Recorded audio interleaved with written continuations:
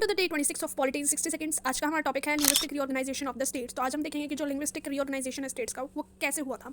तो जो linguistic reorganisation था एक मेजर रीस्ट्रक्चरिंग था इंडियन स्टेट्स और टेरिटरीज का, primarily based on the linguistic lines to promote the administrative efficiency and unity.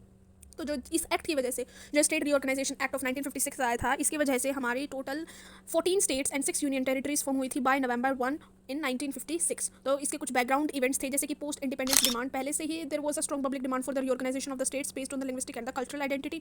Initial resistance था, तार कमीशन को अपॉइंट किया गया था इशू को स्टडी करने के लिए, and it rejected the idea of the linguistic state reorganisation commission setup किया गया था 1953 में टू इन्वेस्टिगेट द मैटर। और कुछ रिकमेंडेशन दी थी हमारी जो स्टेट रीऑर्गेनाइजेशन कमीशन ने, जो कि किसके द्वारा हेड की जा रही थी, जस्टिस फजल अली। उसने रिकमेंड किया कि हमें लिंग्विस्टिक लाइन्स ड्रॉ करनी चाहिए, consideration for the unity, cultural homogeneity, for the perfect efficiency of the country. And इसकी वजह से ही जो 16 स्टेट और 3 यूनियन टेरिटरीज फॉर्म हुई थी हमारी।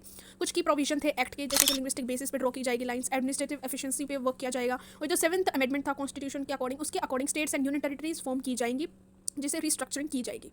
आउटकम्स क्या क्या हुए थे, हमने देखा कि 14 states and 6 union territories form की गई थी, जैसे कि एग्जांपल्स आंध्र प्रदेश, केरला, कर्नाटका, ये लिंग्विस्टिक लाइन्स पे फॉर्म हुई थी। एड्रेसिंग लिंग्विस्टिक कॉन्फ्लिक्ट्स एक हमारा आउटकम रहा था। रीऑर्गेनाइजेशन में क्या हुआ था कि जो लिंग्विस्टिक टेंशन्स थी वो कई ज़्यादा एड्रेस की जा रही थी, और जिसकी वजह से यूनिटी प्रमोट की जा रही थी एंड लिंग्विस्टिक डाइवर्सिटी को एक वो परफेक्ट शेप दी जा रही थी। सिग्निफिकेंस क्या था, it strengthen the national unity, of course national unity strengthen हो रही थी। इट इंप्रूव द गवर्नेंस, जो वर्किंग थी गवर्नमेंट की वो इंप्रूव की जा रही थी, क्योंकि हमारा जो स्टेट्स फॉर्म की जाती वो एडमिनिस्ट्रेटिव एफिशिएंसी पे भी फॉर्म की जा रही थी, जिसकी वजह से प्रॉपर वर्क होने लगा in the foundation for the further reorganisation. और 1956 का जो मेजर स्टेप था, उसके बाद जो स्टेट रीऑर्गेनाइजेशन है वो कंटिन्यू होती रही to further regional aspirations and administrative need के अकॉर्डिंग बाकी और स्टेट्स भी फॉर्म होती गई जैसे जैसे हमें नीड पड़ी।